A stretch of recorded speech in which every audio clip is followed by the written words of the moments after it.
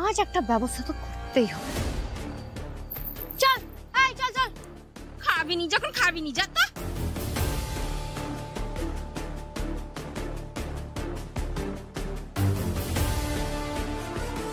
কি বাজে ফাঁসা ফাঁসলাম, এখান থেকে এখন পালাবো কি করে কে জানে। হানিরা আদৌ টাকা পয়সা নিয়ে আসবে তো, নাকি ক্যাশ করে দিল? কিন্তু অর্ণব বাবু, ইফ ইউ ডোন্ট মাইন্ড, একটা কথা বলতে পারি? প্লিজ বলুন। আপনার বড় ছেলে আকাশ, তাকে তো দেখতে পাই না। শুনেছি ও নাকি কি ব্লক ক্লক বানায়, তা ও কি এই বিজনেসে এত বড় রেসপন্সিবিলিটি নিতে পারবে বলে আপনার মনে হয়? মোক্ষম প্রশ্ন করেছে, সাবাস। এবার জামাইবাবুর দিকে একটার পর একটা এরকম মোক্ষম প্রশ্ন স্যাট উড়ে যাবে, আর সেগুলোর উত্তর দিতে গিয়ে জামাইবাবু স্যাট পাগল হয়ে যাবে। মনে হয় নিশ্চয়ই নিতে পারবে, মানে সে বিশ্বাস আমার আছে। দেখুন, আকাশ ব্লগ করতে ভালোবাসে, প্যাশন বলতে পারেন, বাট আই এম শিওর একবার বিজনেস জয়েন করলে সে অন্য কোনো কিছু করার সময় পাবে না। ও কি বিজনেসে আদৌ ইন্টারেস্টেড? দেখুন, আমার দুই ছেলে দুজনেই ব্যবসায় খুব ইন্টারেস্টেড। আমার ছোট ছেলে ঈশান যেমন ঠান্ডা মাথায় সবকিছু হ্যান্ডেল করতে পারে, বড় ছেলে আকাশ আবার অনেস্টি দিয়ে সবকিছু ম্যানেজ করে।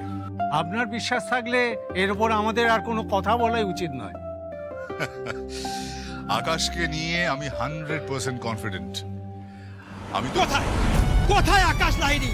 ওই খক চচ্চরটা কোথায়? এই ভেতরে যাবেন না, দাঁড়ান দাঁড়ান প্লিজ। কে ভাই হ্যাঁ কে? লাহিড়ী বাড়ির সামনে দাঁড়িয়ে লাহিড়ী বাড়ির ছেলেকে অপমান করছেন, কি বলছেন আপনি?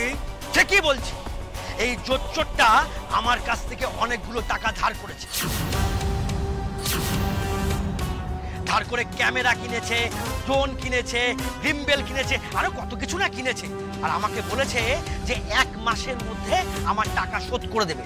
সেখানে 2 মাস 3 মাস গড়িয়ে যাচ্ছে, একটাও কানাকড়ি পাইনি। ডাকুন আপনার ছেলেকে, আমার সমস্ত টাকা পয়সা আজকেই দরকার, না হলে পুলিশ ডাকবো। পুলিশ ডেকে ওকে এই বাড়ির থেকে তুলে নিয়ে যাবো।